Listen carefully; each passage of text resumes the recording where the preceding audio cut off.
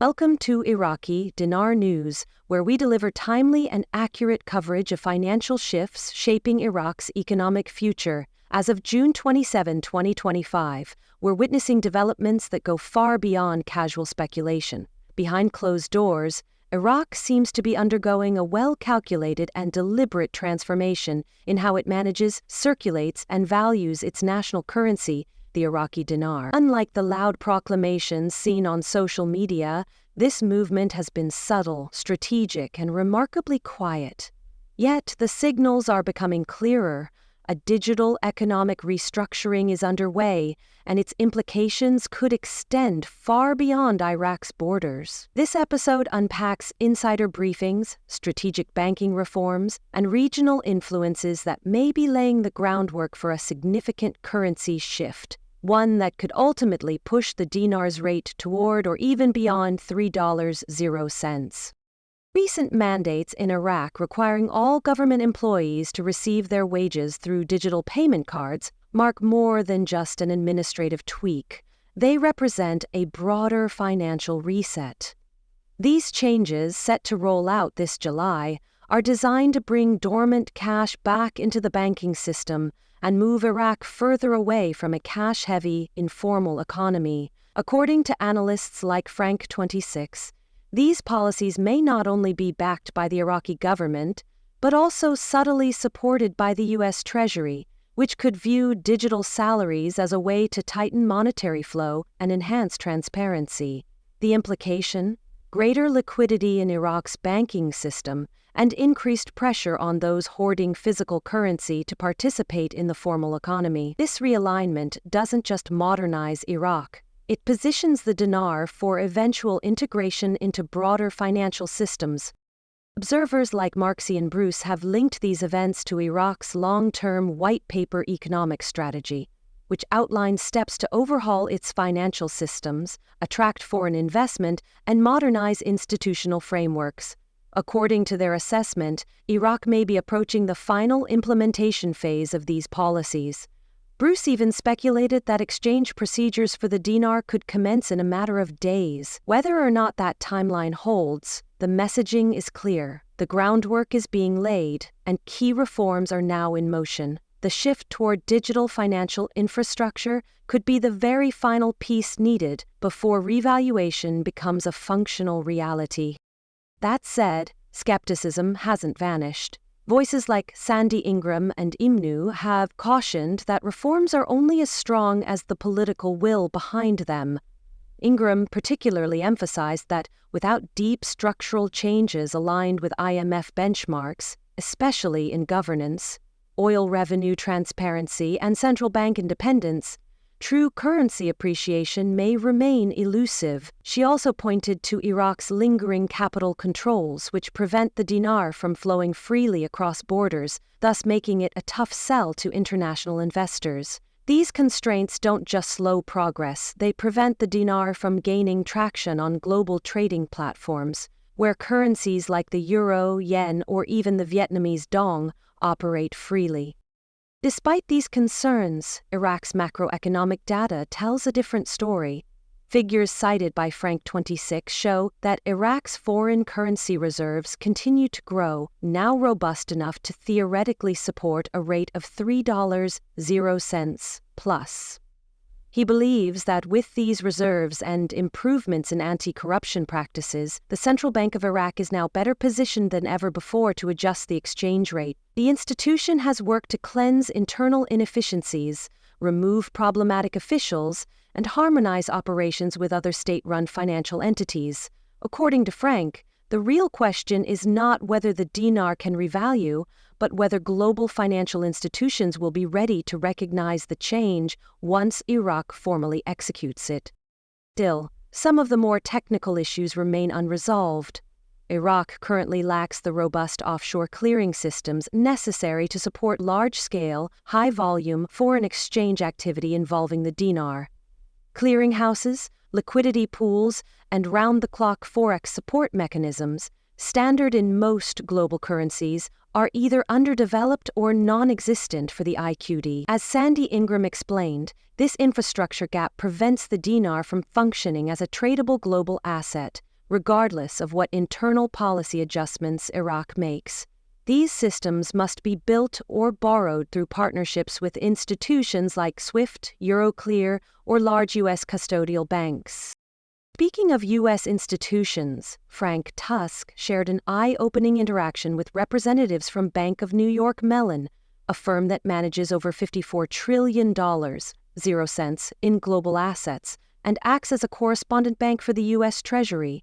In his approach, Frank avoided the use of speculative language like RV or revaluation, and instead positioned his holdings as part of an inheritance portfolio managed through a family office. He reported being questioned by a Series 7 certified financial planner about his financial goals, legal documentation, and future intentions. The experience reinforced a core principle: gaining access to elite financial infrastructure requires professionalism, compliance, and discretion. Frank's takeaway was clear: if you want your holdings to be taken seriously, treat them seriously, avoid triggering red flags, and focus on verified financial processes. While speculation swirls, domestic policy signals remain mixed. According to senior officials advising Prime Minister Soudani, including a source named Salih, recent currency volatility in the local markets has more to do with external tensions, especially the Iran-Israel conflict, than internal weaknesses. Salih emphasized that the Central Bank of Iraq still supports a fixed exchange rate backed by foreign reserves that now cover 15 months of import needs, far exceeding the global norm of 3 months. This demonstrates that Iraq does, in fact, have the financial strength to defend its currency. But even with this advantage, structural caution persists. Analysts like Caparoni have repeatedly urged investors not to confuse signals with execution. The pieces may be in place, but Iraq's leadership must still act on them. The ongoing transition to digital salaries could help resolve some of these issues. By pushing Iraqis to register with banks and accept regulated digital payments, the government effectively brings more citizens into the financial system. This move increases tax revenue, reduces reliance on cash, and strengthens banking compliance.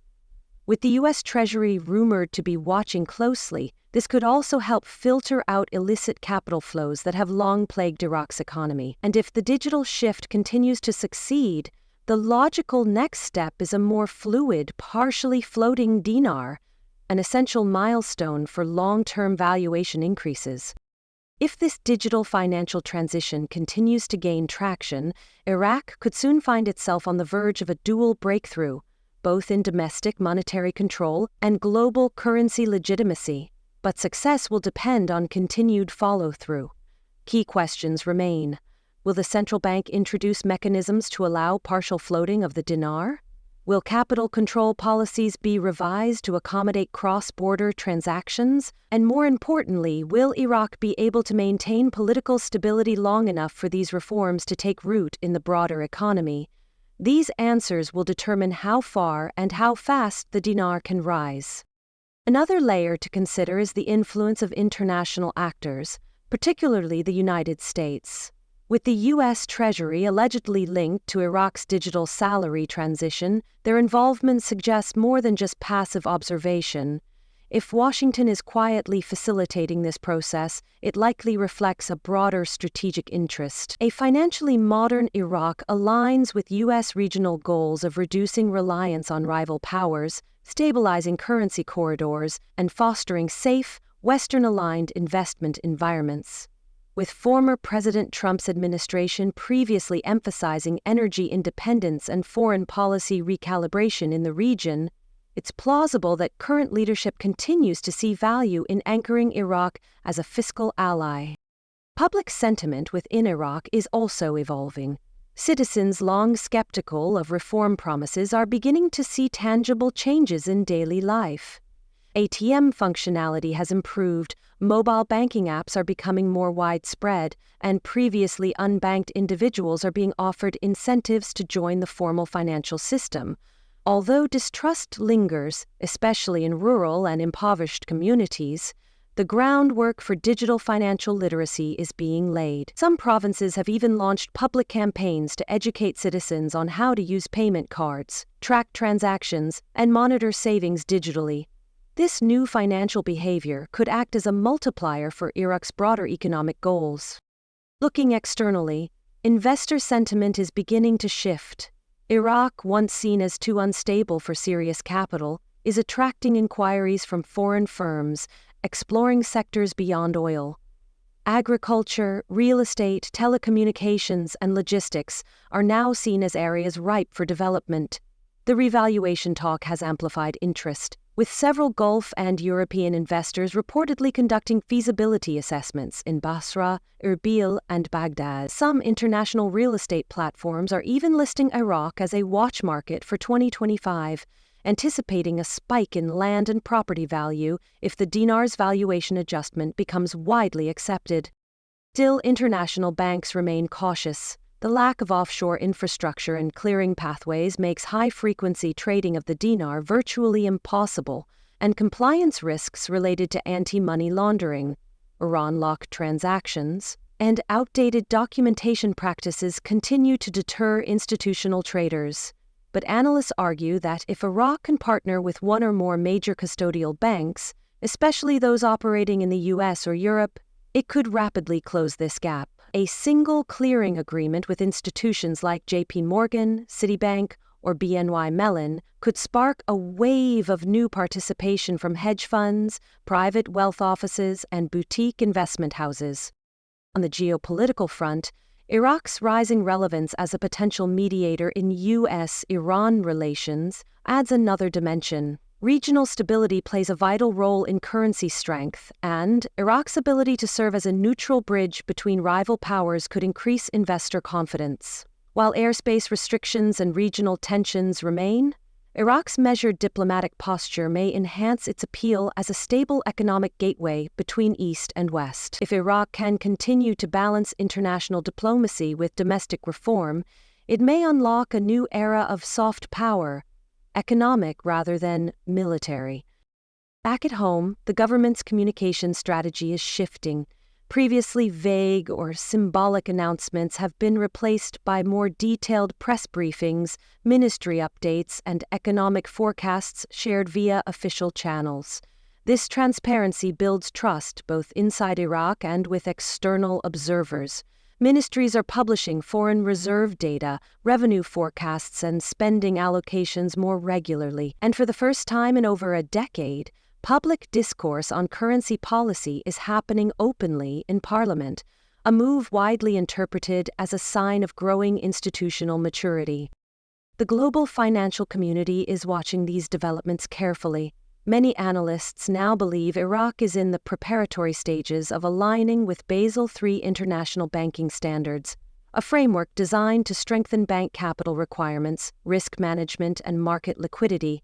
If Iraq achieves compliance, it would unlock a higher creditworthiness score with global rating agencies, reducing borrowing costs and attracting foreign direct investment. For dinar holders and long-term investors, this structural credibility could be more valuable than any temporary spike in exchange rates.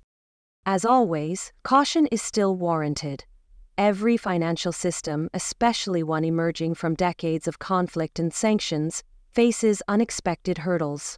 Political friction, resource disputes, regional instability, or even internal policy reversals could stall progress. That's why seasoned financial voices continue to urge patience. Iraq's revaluation may be real, but its evolution won't be instant. For dinar holders, the key isn't timing a perfect payday, it's understanding the trends and preparing accordingly. The central bank's next moves will be critical. Will it publicly announce a managed float system to allow gradual appreciation? Will it partner with foreign entities to handle larger volumes of currency movement? Will the digital salary system reach full implementation and capture a majority of wage earners? These developments will shape Iraq's place in the global financial ecosystem for years to come. And for holders of Iraqi dinar, they could determine not just when value increases, but how sustainable and legitimate those increases are. To wrap up, the revaluation of the Iraqi dinar is no longer a fringe conversation reserved for forums and speculation channels. We are now in a moment where real evidence, real reforms, and real global interest are converging. From digital wages to foreign policy alignment, from institutional cleanup to economic transparency, the pieces are beginning to align. The U.S. Treasury's indirect involvement, the CBI's improved reserves, and the shift toward international banking standards are all signs that Iraq is moving with purpose. But whether this transformation results in lasting wealth for investors or a temporary media surge will depend entirely on execution. As always, here at Iraqi Dinar News, we'll be watching every shift, every confirmation, and every major update, so you don't have to navigate it alone. Be cautious, be strategic, and stay informed. And if you found value in today's analysis, remember to subscribe, share this video, and join the conversation in the comments. There's more to come, and we'll be right here to guide you through it.